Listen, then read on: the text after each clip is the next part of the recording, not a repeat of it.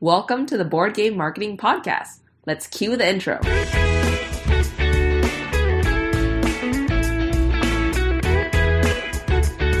This is the #1 podcast to learn marketing strategies for your board game. Whether you're just starting on your first game or an experienced designer, you've come to the right place. My name is Nalin, and let's talk marketing for your game.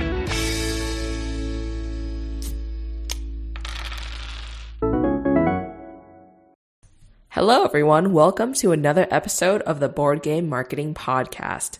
In this podcast, I interview creators who have successfully funded their ideas on Kickstarter to learn more about their journey to launch and help you formulate your own plan. I also bring on experts in the tabletop space to talk about all the facets of marketing and building your game publishing company. If you've been listening for a while now, you know that I hold nothing back. So in these episodes, be prepared to hear me ask the hard questions and really get down to the finer details. Let's get started. Tuning in, feel free to ask any questions because we can answer them in real time. So, Gabe, thank you so much for coming on to the show. I'd love it if you could introduce yourself, tell us a little bit more about yourself and what you do. Yeah, absolutely. So first of all, I'm coming to you from Honduras right now. It's where I live the majority of the year. And so based on that, I have third world internet. So if I freeze up or I disappear for a second, I'm sorry. Third world problems. What are you going to do? But yeah, my name is Gabe. I run the Board Game Design Lab community and podcast. And it's just been like a little over. Oh, no. The internet 4 years now. Okay. Sorry. Oh, sorry. Yeah, you froze for a little bit there. I'm hoping it doesn't keep happening. The internet recently has been really good. Like I've been recording a lot of stuff. Yeah. And it's been fine. So hopefully it's going to be fine. But anyway, I'm on a game design community and podcast, and I've been blessed with the opportunity to write books and do all sorts of really fun things in the game design side of the gaming industry, and then also design some board games here and there. Lately, I've been doing a lot of solo games. And, tis the season over the last year or so for 1 and 2 player games. And so I've just been enjoying doing those. And so, yeah, I've seen lots of things, interviewed 220 something people at this point for the show. So yeah, it's just been a wild ride. 4 years ago when I started this whole journey, no clue, right? I was like, yeah, maybe I'll do a podcast for a while. And here we are 4 years later. And it's been crazy. So anyway, I appreciate you having me on your show. Wow, 200 something people. That's a lot of really amazing insights on the podcast. For anyone who is listening and you haven't heard of Gabe's podcast, go and check it out. It is just full of knowledge. Okay, so since we're on to talk about marketing, right? I'd love to kind of start off by just getting just very general big picture, right? Like what has marketing been like for you throughout the years, right? You've launched so many campaigns in so many different types of categories per se, books, starter kit, the game, talk to us about marketing and how that's evolved for you. Yeah, definitely. So I think I've run 10 campaigns at this point. I had one that I canceled and then relaunched. So I think I'm 9-1, I think is my ratio, something like that. I've done Indiegogo along with Kickstarter. I did a little crowdfunding mini campaign on my website where I downloaded the software where you could kind of emulate Kickstarter and just tried that, right? So I've tried lots of different things. And I think the biggest thing that I've learned and that I just keep coming back to is understand your audience, understand what they want. Don't answer questions that they're not asking. Be really careful about that. And I think sometimes you can do that. Like Henry Ford talks about, if he had asked people what they wanted, they would have said a faster horse, where he gave them the car. And obviously that revolutionized things. But I'm not going to assume that I'm Henry Ford. I'm not going to assume that I'm Steve Jobs announcing the iPhone and changing, modern history. Probably not. And so I think leaning into the audience that you are designing things for, right? Whether it's games or books or whatever, is understanding what they want, ask them what they want, what kind of game they want, what kind of product they want, and then lean into that and give them new and fun and exciting things, but still wrapped around the thing that they're asking for. And so I think that's the biggest thing. Understand your target audience, your customer avatar, and lean into that. And be careful about straying too far away unless you're doing a passion project and you're like, if I don't make any money, that's fine. But in general, lean into it. Yeah, no, that's a great advice that talk about leading into your audience, kind of knowing who your audience is. For people just getting started, and a lot of people who are new game designers don't have that background in marketing. How do you kind of recommend people to really truly understand who their audience is and what they want? Yeah, for sure. So I think as designers, oftentimes we get into this designing games that we want to play, right? We'll look at the market and think, well, I really wish there was a game about this, or I really wish the game used this mechanism and had this theme. And then you're like, well, I guess I might as well design it. Okay, in that case, you're the target audience. So it makes it a little bit easier because you can just kind of ask yourself questions. Now, when you start getting into bigger publishing and start trying to branch out, obviously a little bit different. But I found a lot of value in literally writing it down and creating this kind of fake person that I then use as my decision filter, right? And so I'll give you an example from my podcast way back when, 4+ years ago, when I was doing research and trying to understand how do you do a podcast? How do you build an audience? What does any of this mean? I got this advice. And so I created my guy named Steve, and he was 35 years old, and he had 2 kids, and he had a 30-minute commute to work there and back, so an hour total in the car every day. And he was just getting into game design, and he wanted to get a game published. Like that was his big goal, big dream. And so that was Steve. And so anytime I invited a guest onto the show, or anytime I had an idea for like a podcast episode or a product or a book or whatever, I could think about, okay, is this going to help Steve publish a game? Is this going to help Steve become a better game designer? Yes. Okay, let's do it. No, or maybe no, I don't know. Okay, let's not worry about it right now. Maybe we'll come back to that later. And so that's been super helpful for me. Now, in my publishing company with designing games, it's okay, I design games mainly right now for one player. Okay, so the game has to hit certain things to really be functional and fun and helpful and all that for one player, right? And so I'm always going back to, I don't know, I call the guy Bob, right? Bob, he doesn't have a bunch of people to play with. He really just enjoys playing games alone at night when the kids have gone to bed, and he's just kind of up and he's got some time to himself and he wants to relax, and he doesn't like video games that much, and he doesn't like TV. He likes games. And so how can I give Bob a really fun solo experience that then maybe Bob's wife wants to play every now and then. And so it's also got a 2-player variant in there where the game is just as much fun with the 2-player. So anyway, you start thinking through who's this game for, who's this product for, and then use every decision that comes up, just bounce it off of that fake person. Hey Steve, what do you think? Right. And just kind of imagine what they would say. No, those are great examples, both Steve and Bob, for the different types of things that you do. So now that you have this persona in front of you, like Steve, they can talk to, how do you kind of cut things that you don't need? And how do you like decide really to cut things you don't need, or really kind of lean into what potentially Steve or Bob wants? Because a lot of the time, there's so much we want to do. Yeah. And cutting things out is just the hardest thing because it all sounds so amazing, right? Yeah, absolutely. And that's where going a bit beyond the imaginary friend can be super helpful. And, because a lot of times you're going to hear from Steve or you're going to hear from Bob, and they're going to tell you what you were already thinking anyway. And so that's always a danger to kind of only live inside your head. And so this is where playtesting, this is where talking to real people that are very similar to your target audience, but at the same time are different. And so like going out and finding, diverse types of people who are still similar, still in the same like area as that target person, and just talking to them, asking them questions. Regularly I'll put out a survey in the Board Game Design Lab community and say, hey, here are some things I'm working on. Which ones of these get you excited? Like which one of these, like give me the top 3 that get you the most excited. And I can use that to go, oh, okay, that's cool. Well, I was really excited about this thing over here, but no one seems to care. And so let me not worry about that. And let me do these things that people are really excited about. Let me put the most energy and effort and resources and money and all that into those things. And it was just a matter of asking the question. And so obviously that helps once you've built up an audience. But the bigger picture is relationships. It's getting in the Facebook groups. It's getting online, Board Game Geek, wherever, and building relationships so that you can ask that question. And people aren't like, who are you? Are you trying to sell me something? I don't know who. No, you build relationships over time. And then when you ask, hey, I'm thinking about this. What do you think? And people go, oh, it's really cool. Oh, okay. Or I don't know. Like, oh, you get an honest answer. And so relationships. Yeah, no, that all really boils down to that one word for sure, that relationship. Yeah. And you kind of touched on this a little bit, but I think since we have a lot of kind of new game designers who listen to this, what are your recommendations for people coming into this and starting to grow a community, right? How do you start forming those relationships? What do you do?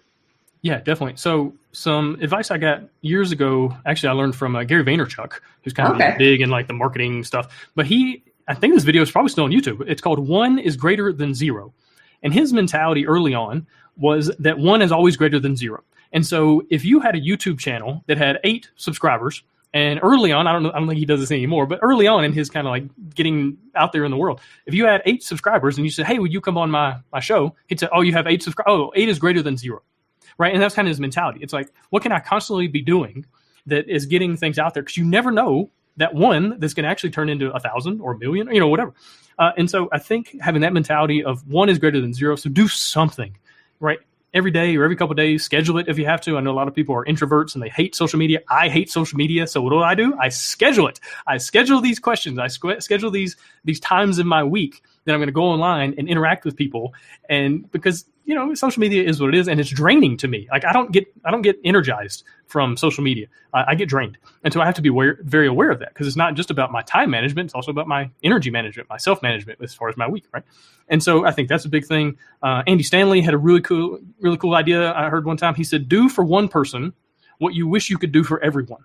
There's not enough time to interact with everyone. So just do for one person what you wish you could do for everybody. And maybe right now it's just having a quick, conversation on Facebook or on Twitter or whatever about something. Someone asked about, hey, I've got these 2 box images. Like, which one do you think's better? Why?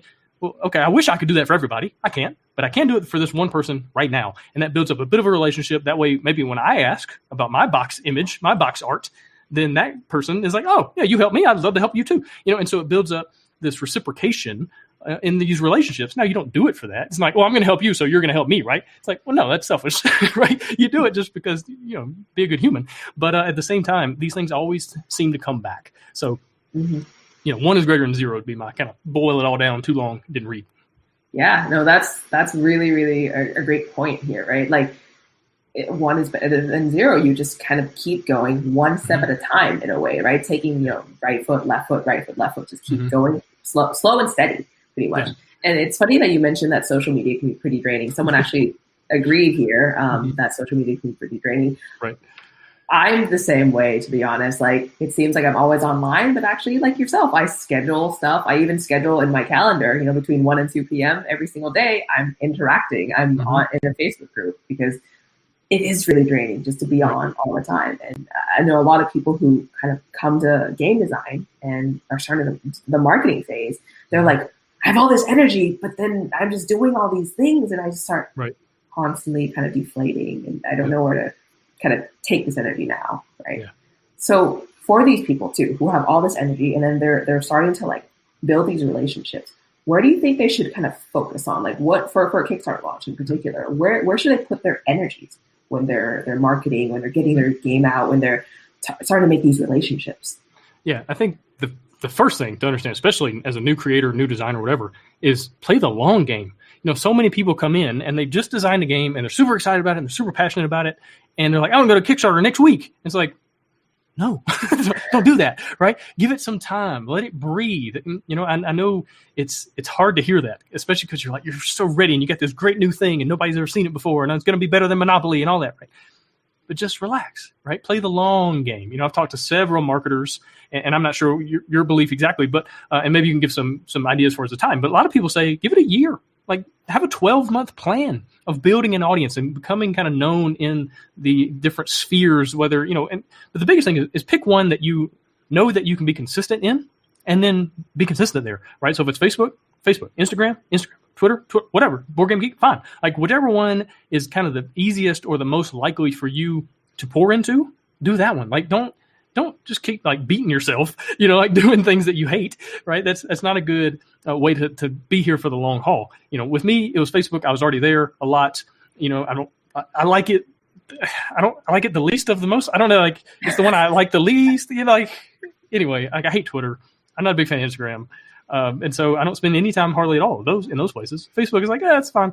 And so I spend my time there. And so I think figuring out what works for you personally and then leaning into that, but just relax, just breathe for a minute, build it up, right? Play the long game and build some systems. I feel like a lot of times people don't understand how important systems and habits are. They'll have a goal and they'll be super excited and like run as fast as they can to get to that goal.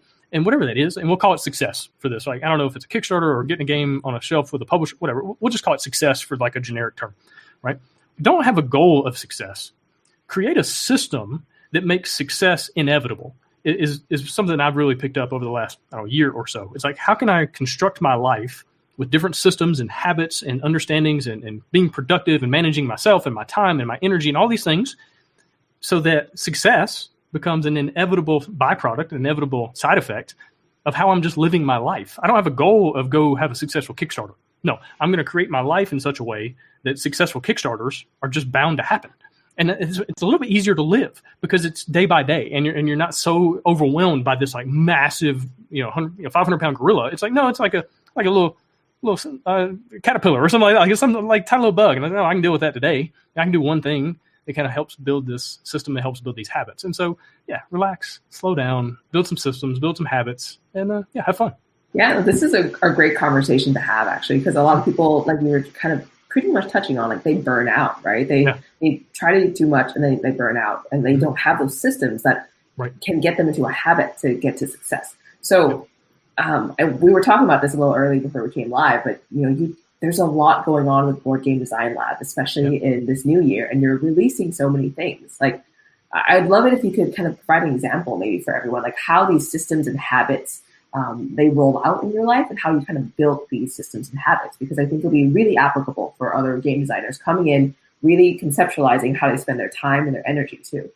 Yeah, absolutely. And so one thing that I've noticed recently is that certain things have become muscle memory just because I've done it so long, right? And it started off, honestly, and this is some takeaway that I got from somebody way smarter than me in the business world, and he recommended this, and I'll just continue to recommend it to other people because it was super helpful, is sit down and create your perfect week, minute by minute. Like, track every minute from Sunday morning through Saturday night, right? And whatever perfection looks like, put that down. Right. And so, okay, certain things you just have to do. I have to be at my job Monday through Friday from 9 to 5. Okay, well, that's just in there. Right. I have to have a date night with my spouse or significant other. And we do that every Wednesday. Okay, that's a non-negotiable. That's in the week. Right. But then you're going to start finding all these pockets of time that don't have a obligation. It's like, okay, how can I spend those pockets of time to help improve myself, help improve my business, design a game, write a book, create a podcast, whatever it is. But start scheduling that out in perfection. Like, okay, all things perfect. No one gets sick. A kid doesn't have to stay home from school. I don't have to work extra at the office this week. Like, those things are always going to happen. But if you have at least something you can aim at and say, okay, here's what I'm aiming towards, then it's a lot easier to actually accomplish. Now, it's going to be rare that a perfect week actually plays out the way you drew it up, but at least you have something to aim at, right? And so if you look at your schedule on Thursday, and it says from 7 p.m. to 9 p.m., I'm going to work in a game, then do that, right? As opposed to coming around Thursday and say, it's 7 o'clock. I guess I could do something. I could design a game. I could watch Netflix. I could, because more than likely you're going to default to whatever like the lowest common denominator is. And so you're going to find yourself like on your phone just scrolling through or watching YouTube videos of cats. Like, you're going to find yourself doing that. But if you schedule it and say, okay, I am putting this in my schedule, like this is what I do, in the same way that I'm going to go to work from 9 to 5, and that's like, I got to do it. Okay, I'm going to put this on the schedule, and from 7 to 9 on Thursday night, I got to design games. I have to work on my podcast. I have to write the book, whatever, right? But it's on the schedule. And so the more you do that, and what I've learned is like, I was doing that for a very long time and failing, right? And, it wasn't perfect. Lots of days that I'd be like, all right, it's 7 o'clock, and like, I'm exhausted. I'm just going to watch YouTube and get over it tomorrow. But the more I just tried to stick to the schedule, and the more my family started to understand, hey, when dad is here on this day at this time, this is what he does. Like, they know every Tuesday, dad is editing a podcast. Like, that's what I do because it's going to go live on Wednesday. And I've done that 211 weeks in a row, I think. 211 weeks in a row. Almost every single time on a Tuesday, I edit a podcast, and it's pretty much the same time. They know that. I know that. My brain, my body knows that. And so when it rolls around on Tuesday, it's muscle memory where my brain's like, hey, you got to edit a podcast, today. It's like, oh, yeah, you're right. Like, it's like second nature. And so the more you do it and the more you stick to those schedules, the more it just becomes a system. It just becomes part of who you are, and it makes it a little bit easier. I love it. I love that you've done this, and you have this example of, like, again, 200 and something weeks. Yeah, it's like 211, something like that, I think. Yeah, it's crazy. It's absolutely crazy. Never expected to be here, too. I didn't have like some master plan. It was like, hey, I like game design. I wanted to do a podcast. And I was like, well, that sounds fun. We'll do that for a little while. And here we are 4 years later. Like, a little while. Yeah. Yeah. Well, okay. And between all of this, too, all this podcasting, all this editing, all these things that you've built up, you've launched multiple Kickstarters. Yeah. Right. How do you like approach marketing for Kickstarters now? Right. Like, since you have 9, 10 Kickstarters under your belt now, is it kind of the same as what a first-time game designer does now, or is it something completely different? Yeah, it's definitely not different in too much. It's a little easier, obviously, because I've done it and I've built up a crowd and built up an audience, and people have an expectation, right? When I launch the next game, which is coming up here early February, I think February 9th is my tentative date. It's a game in a series of games that were already successful, right? So that's the kind of thing you build up kind of a line of games, or you build up an audience around types of games. Like I said before, I design mainly solo games now.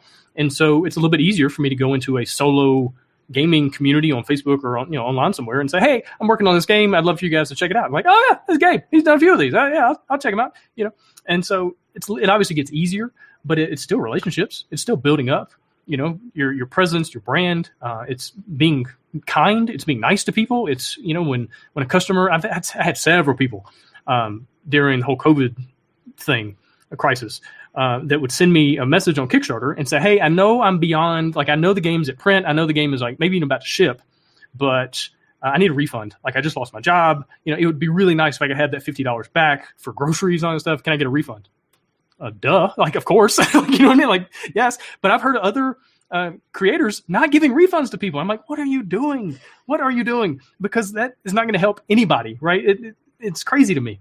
And I just be a good human, just be a good, kind person, right? And honestly, if the game had already shipped and, was in transit, it was, crossing the ocean to get to that person, there's nothing I could do to bring it back, I would still give them a refund and say, hey, enjoy the $50 and enjoy the game.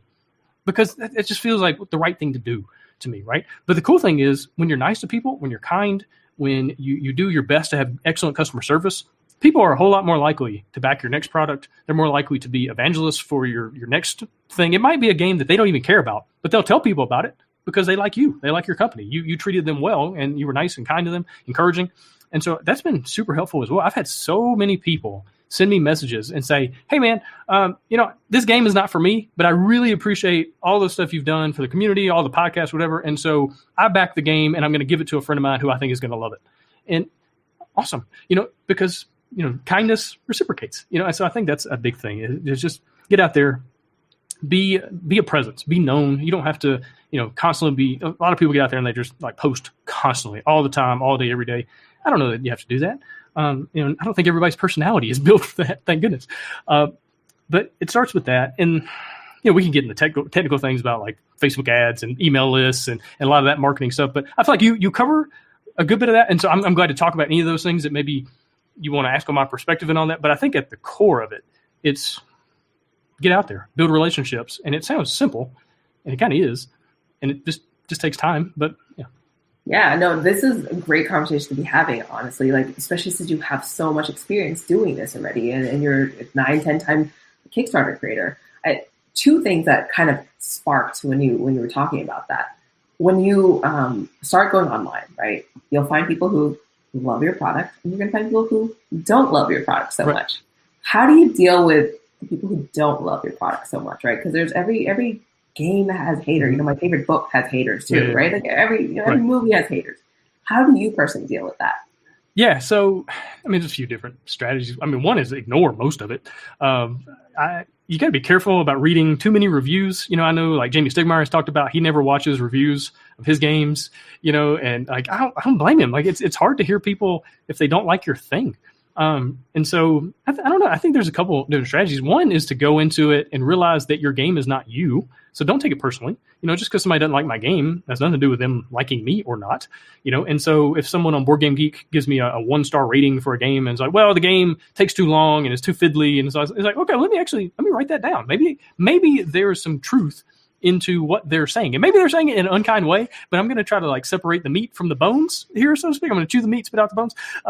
And just maybe they have a good point. Right now, I come from a deep South football background where coaches there was no restraint in what they would say to you in criticism.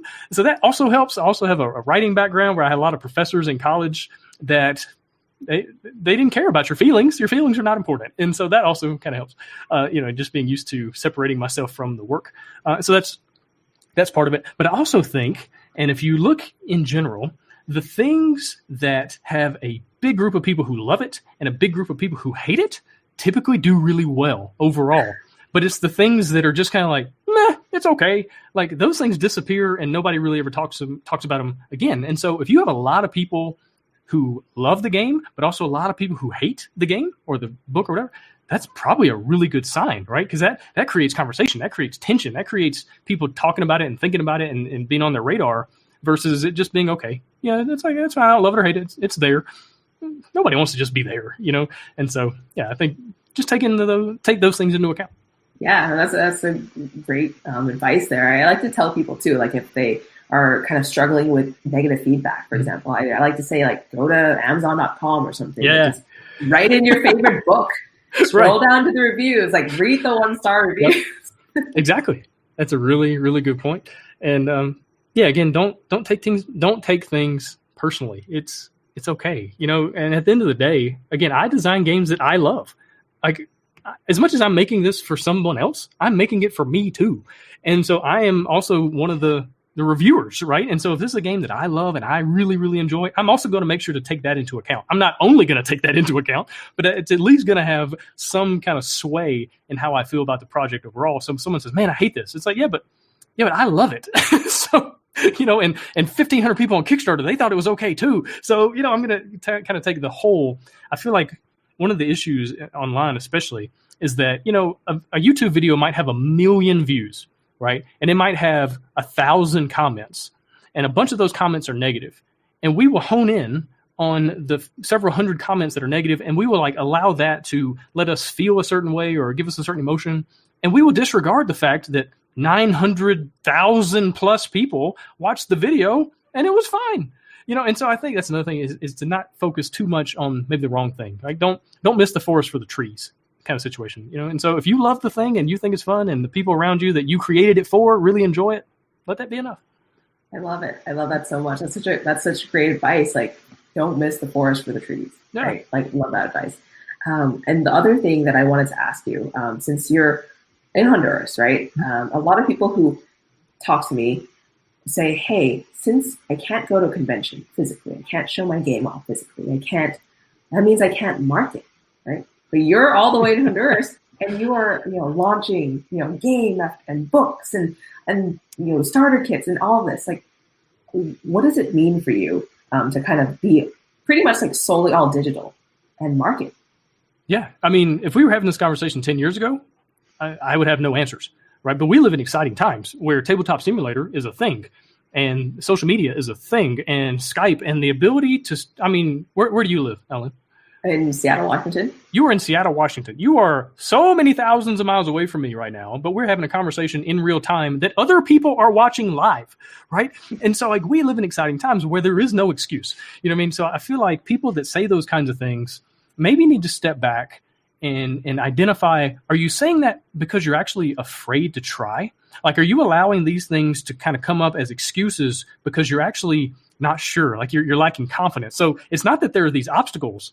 It's that you're dealing with maybe something personal or something psychological, or you're afraid to put yourself out there, or you're afraid of being rejected. Like maybe there's something more to it. And I'm not trying to be your psychologist or your shrink or anything, but maybe there's something more, because we live in a time where obstacles have turned into opportunities, right? And that's kind of my mentality. Is like, I don't want to look at obstacles. I want to see them as opportunities. And something might crash and burn. Like I said, my first board game Kickstarter failed. Right. I didn't do a good job with the marketing on the front end. I didn't have enough preview videos. I didn't spend enough time building up an audience. I thought this is a really cool game. It's going to do great. Right. And I got 200 backers, and it was trending where I was like, well, maybe it'll fund on the last day, maybe, but let me just cancel it. Let me try again. Let me start over and do something else. And it didn't feel like failure. It felt like an opportunity to grow and to learn and to build up, some turn some weaknesses maybe and make them a little stronger. And so I think that's a big thing is understanding. They're not obstacles. They're opportunities. Now, you're going to have to be creative. Like I've got a friend named Drew, who's my graphic designer. He lives in Arizona. And anytime I get a prototype from a manufacturer, or anytime we're trying to do something that has anything to do with physical components, I send stuff to him. And say, hey man, I got a package coming to you from the Game Crafter. Just check it out. Make sure it all looks good, because it will take 3 months to get here to Honduras. And by that time, the Kickstarter is going to be here and gone. So, you got to get creative. You got to get some team, around you to kind of help fill those gaps. But again, there's no better time than today, and honestly, a year from now, I don't want you to look back and wish you had started today, right? I think it's like an old Chinese proverb or something like that. And it says, the best time to plant a tree was 20 years ago. The second best time is now. And so that's kind of the way I just try to live. Wow, that's like endless optimism from you. And I love it. I love it so much. That type of energy is kind of what we need, going forward into 2021 pretty much. And, it brings up a question, right?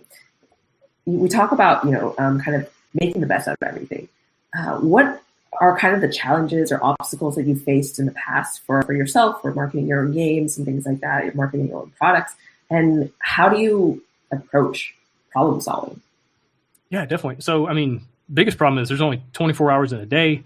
I have to sleep. I have to eat. I have these children that apparently need part of my time. Like, there's so many things. I know, right? Selfish.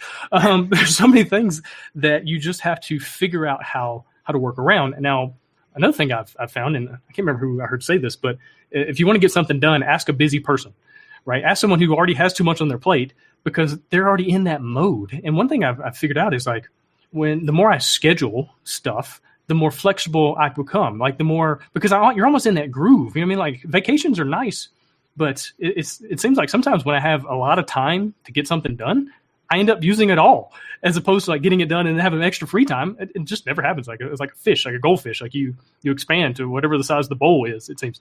And so I think that's part of it, and just maintaining your energy. With some people, you just need to exercise better. You need to eat better. You need to stop drinking soda and alcohol. You need to maintain yourself and then your energy level in your brain. That way, when you do have time to work on these things, you're ready to go. Like, you're fine. You don't want to be a couch potato because you're exhausted. And it's really because, you haven't exercised in 3 months. So your body is just like wrecked, And so I think that's a big thing, is maintaining yourself, like self-care. But not necessarily I'm going to go take a hiatus for 6 months. Like, maybe you need that. But I think just day in, day out, again, creating systems that create your best life and all that. And then problem solving gets a lot easier, right? When it's experience, right? I was talking to somebody, I did a podcast episode of my own show last night, and we were talking about creativity and how a lot of times people who are really, really creative are really the ones that understand whatever medium they're in really well, right? When we talk about athletes who are really creative, like a basketball player who has really like creative passes and really creative moves and stuff like that, more than likely that person really understands the game. They understand how the ball moves and the physics. They understand, all the different aspects of their body and their defender's body, all those things.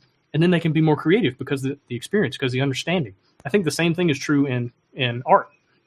Whether you're talking about games or movies or books, or whatever, the more you really understand what's possible and what you can do with certain components, or how you can use language to craft a scene and things, the more you understand that, and the deeper you get into it, and the more you read and understand other people, especially people, better than you, they've been doing this for a long time, the more creative you can become, because you're understanding what's possible, and now you're trying to put your own angle, your own spin on it. And so I think that's another thing. It's just, again, give it some time, devote yourself to the craft. If you want to get good at this, then you a lot of people want full-time benefits when they want to give part-time effort.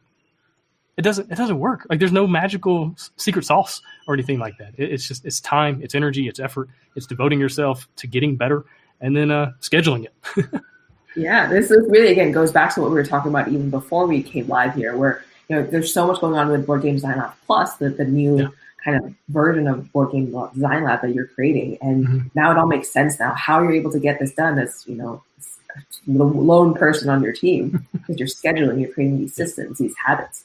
And speaking of Board Game Design Lab and the next phase, I'd love it if you could talk to us some more about that, because I know a lot of people who are listening are followers of you. Yeah, definitely. So BGDL Plus, I am super pumped. This has been a long time in the making. It was an idea way back, and I had no idea how to implement it. I did not have the ability or the skill set or the teammates or anything like that.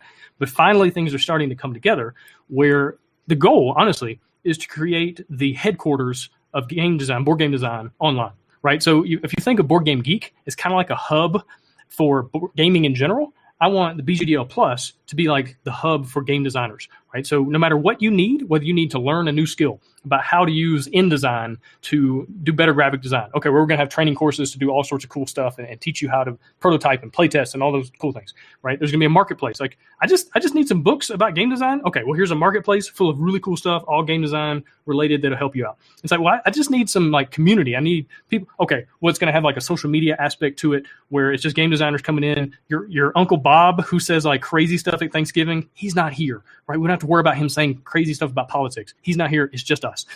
So there's a social media aspect to it. There's like ways for you to connect with like co-designers and playtesters and bring those people all in one place and house your documents and house your photos and house all the PDFs for your game, your updated rules. And so it's a lot of stuff. I was talking to a friend of mine this morning actually about how can we put a random board game design idea generator on the site, right? It's like if you're stuck and you're like, I don't know what to design, well, go to this link and hit the button and it'll tell you should design a worker placement game that has a theme of Vikings, and the win condition is you have to get rid of all your cards, and the constraint is that it uses, you can only have 4 cards in your hand at a time. I don't know, something like that, right? It's just random generated stuff. So tons and tons of stuff. It's gamified. And so you can go in, you can track your progress, right? There's ways for you to track, like, okay, today I play tested. So you go in the site you hit today I play tested, you hit the button, and it's going to give you experience points, right? That you can kind of track and you can level up, and there's different things you can do with the points on the site, right? And there's a lot of stuff. It's even more than that. But anyway, I'll kind of stop there. But I'm really pumped about it. I think it's going to be a really helpful resource, a really helpful tool for game designers, whether you've been doing this 15 minutes or 15 years, for all of us to kind of come together in one central place. It's got a job board. So if you need to hire an artist, hire a graphic designer, or if you are an artist, or if you are a graphic designer, it's got a place for you to put your resume and say, hey, this is who I am. This is my work. If you want to hire me, here's my email address. And I really want to connect people, because Facebook is fine, but there's so much it can't do, right? And if you want to post, hey, here's my resume, well, in 10 minutes, it gets buried underneath 100 other comments, and then nobody sees it, right? And so a place to come for like more long, like I call it like crock pot type stuff, right? Facebook's really good for microwave issues. I want a place to have like good things for microwave issues, but also crock pot issues where we can talk about things maybe that do take a little more time than the instant gratification of Facebook, right? You do want to post something that's going to be easy to find long term. So anyway, all that, and it's also going to have its own native app, and I think that's the key, right? So if you use your phone, you can just hit the app, and it opens up everything. It's all set up for your phone and all that. So that's where we're headed, and I'm really nervous about it because I'm putting like a huge amount of time and effort, energy, and money into it. And it's like, hope this doesn't fail. But if it does, we'll do something else. But I think it's going to be really, really helpful to people, a useful resource. Yeah, absolutely. After hearing you talk about it, and then you pretty much kept going, but wait, there's more. There's more. But wait, Billy May is here. More, right? It's going to be so much there that everyone's obviously going to really, really enjoy using it and just find a lot of value from it too. So that's really incredible. When can we expect that to be released? Yeah, so most of the things I mentioned just now they're basically done. All the infrastructure is in place. Right now, what I'm doing is reaching out to content creators, and you and I have actually already had a conversation about ways to fill the site just packed full. My goal is that when people get to the site on day one, when I open it up to the public, they arrive and they go, wow, this place has been here for years, right? Because there's just so much there. There's already blog posts, there's already courses, there's already cool stuff you can check out and learn from, and resources and all that. So right now, I'm just trying to fill the site up with amazing content, reaching out to people that I love, that I respect, that I really enjoy their content. So I'm reaching out to them and say, hey, do you mind cross-posting here? Do you mind adding your ideas into these different systems as well? So that's where we're at right now. And then the native app. That's going to be a little while. I'm thinking that's probably going to take another month-ish or so, maybe 6 weeks. So I'm really hoping by mid-February, so 6-8 weeks from now, that this thing is live. And I'm going to open it up to play testing, basically beta testing here in a few weeks. I'm going to get content creators in first and then do their thing. And then we're going to get beta testers in, probably have 50 to 100 people or so. And then right after that, we're going to open up the gates, and we'll see what happens. That's amazing. And from here, since it is a marketing kind of group after all, I'd love to know, how are you going to be marketing for this? Yeah, well, it's been a 4-year process. I built up my target audience. The Facebook community has about 7,500 people in it.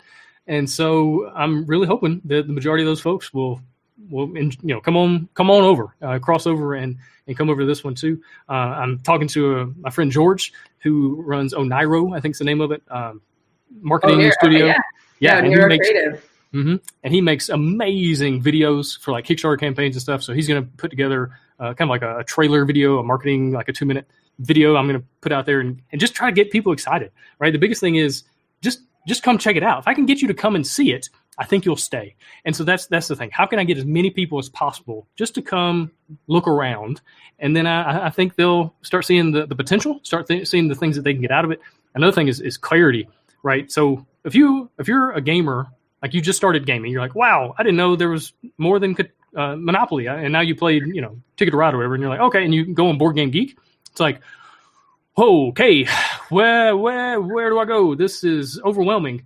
So I want the opposite of that, right? I want it to be clear. I want everything to be laid out. I want it to be beautiful, elegant, you might say, where everything is easy to find. Everything is just obvious. So that's another big thing is like, how to make sure that everything, like if you land on this page, you don't have any issues. You're not like, where do I find this? Well, no, there it is right there. There's the icon. There's the word. There's whatever. This is easy. So all that, trying to put it together. So I think that's really part of marketing, right? Because the worst thing in the world is to spend the money on Facebook ads or whatever to get a lead, right? You get that lead and then they get to your website and now they're overwhelmed. Now they don't know where to go. Now it's unclear. It's like clarity is king. Don't try to be clever. Don't try to be funny. Just try to be clear with what you offer and what problem you're solving. State that very, very clearly.